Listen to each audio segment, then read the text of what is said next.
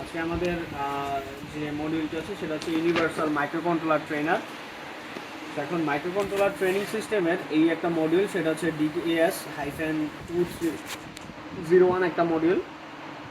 এখন মাইক্রোকন্ট্রোলার সিস্টেমটা অ্যাকচুয়ালি কীভাবে এখানে ইন্টিগ্রেট করে কাজ করে, এখানে একটা অন প্যানেল যেটা আছে সেলফ স্ক্রিন, যেটা আমাদের ফিজিক্যাল দেওয়া আছে। সো এখানে যদি আমরা দেখি, একদম প্রথমে আমাদের এই পাশটা হচ্ছে আমাদের পাওয়ার সুইচ, এটা হচ্ছে আমাদের পাওয়ার সুইচ। এই পাশে হচ্ছে আমাদের কিছু সিরিয়াল কমিউনিকেশন কনভার্টার পোর্ট, এটা হচ্ছে আমাদের 7 সেগমেন্ট, যেটা হচ্ছে আমাদের 4 বিট কাউন্টার হিসেবে কাজ করে, হ্যাঁ 8421 বিটে। এটা হচ্ছে আমাদের নর্মাল 7 সেগমেন্ট, যেটা আমরা হচ্ছে ডিজিট 0 to 9 পর্যন্ত আমরা ডিজিট শো করতে পারি। এখানে আমাদের একটা হচ্ছে এলসিডি ডিসপ্লে প্যানেল আছে, এটাকে আরও একটা নাম আছে এটার। আর এখানে আরও কিছু কনভার্টার পেরিফেরাল ডিভাইস ইন্টিগ্রেট করার অপশন আছে। এপাশে হচ্ছে একটা আরটিসিডি মডিউল আছে, real time clock generator. Real time clock generator বলতে এখানে একটা অসিলেটর আছে, আমাদের ঘড়িটা কীভাবে কাজ করে। কেউ যদি কখনো ঘড়ি খুলে থাকো, দেখবে একটা অসিলেটর আছে, হ্যাঁ এটার নাম হচ্ছে অসিলেটর।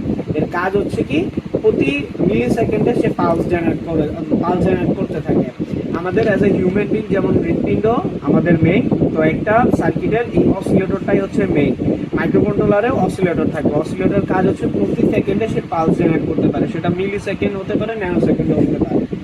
এরপর আমাদের হচ্ছে আরেকটা ব্লক দেওয়া আছে, এগুলো হচ্ছে বিভিন্ন আমাদের কনভার্টার আইসি, যেটা হচ্ছে আমাদের 8241 কনভার্টার কাজ করবে। এই পাশে একটা 16 মানে হচ্ছে 16টা ক্যারেক্টার, আর 2 বলতে হচ্ছে 2টা লাইন। এখানে এখানে একটা লাইন দেখাবে, এটাতে 2টার বেশি লাইন তুমি পাবা না। এখানে 2টা রিলে মডিউল আছে, চাইলে আমরা রিলে মডিউলকে অপারেট করতে পেরে মানে পুরো এনার্জি নিয়ে কাজ করতে পারি। এপাশে একটা এলইডি বারগ্রাফ আছে, ডটমেস ডিসপ্লে আছে, কিছু কেবলকে শর্ট করে এখানে কিছু ওহম 1 কিলো ওহমের সাথে শর্ট করা আছে প্যারালালি।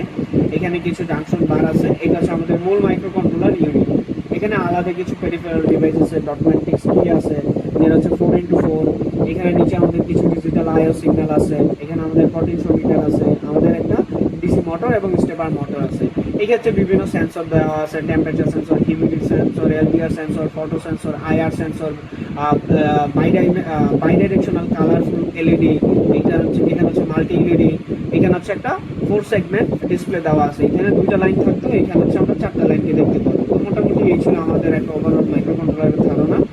এখন আমাদের প্রথম হচ্ছে যে আমরা মাইক্রোকন্ট্রোলারটা কিভাবে কাজ করবো। মাইক্রোকন্ট্রোলার যদি কাজ করতে চাই, আমাকে 2টা সেগমেন্ট নিয়ে কাজ করতে হবে। একটা হচ্ছে আমি প্রোগ্রাম লিখবো, to write a program, and then second step হচ্ছে প্রোগ্রামটা হেক্স ফাইল জেনারেট করে আপলোড করব, to upload the hex file. Computer কখনোই আমার প্রোগ্রাম কি লিখাটা বুঝে না। ফর এক্সাম্পল, আমি বললাম তুমি অন হয়ে যাও, সে এটা বুঝবে না, সে আলটিমেটলি বুঝবে 0 আর 1। তো এই 0 আর 1টাকে তৈরি করার জন্য আমাদের হেক্স ফাইল প্রয়োজন হয়, যেটা আমরা বুট লোডার দিব, বুট লোডার দিয়ে বুট লোড করবো। ওকে, তো প্রোগ্রাম করার ক্ষেত্রে এখানে আমাদের আরেকটা জিনিস মাথায় রাখতে হবে। এখানে একটা অপশন আছে যে আমাদের সিপিইউটা অন, যদি অফ থাকে সেটাকে আমরা অন মোডে করে নিব, এবং যখন আমরা প্রতিবারই প্রোগ্রাম দিব ততবারই একবার করে রিসেট বাটন চেপে প্রোগ্রামটাকে মানে এই ফাংশনটুকুকে অফ করে অন করে দিব, তখনই আমার প্রোগ্রামটা আপলোড হবে। এটা কি করলাম, যখন নতুন কোনো প্রোগ্রাম আপলোড করব।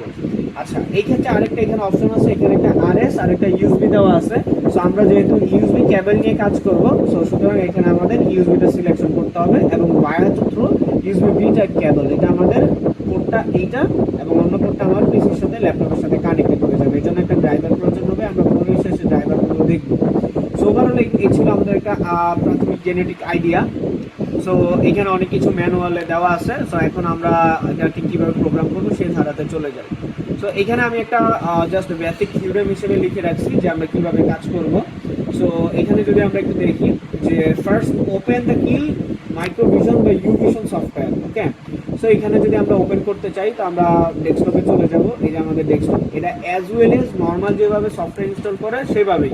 আমি দরকার হলে সফটওয়্যার পার্টের আলাদা ভিডিও করে তোমাদের দিয়ে দিব না, সেটা আমরা ডাবল ক্লিক করে ওপেন করব। এটা হচ্ছে আর্ম কিল। আর্ম কিল হচ্ছে মাইক্রোচিপের একটা অন্য ভার্সন। অনেকগুলো ক্যাটাগরি আছে, আমাদের হচ্ছে পিক আছে, আর্ম আছে, দেন আরও বিভিন্ন ধরনের মাইক্রোচিপের অনেকগুলো পেরিফেরাল মাইক্রোকন্ট্রোলার ডিভাইস আছে। সো আমরা এইখান থেকে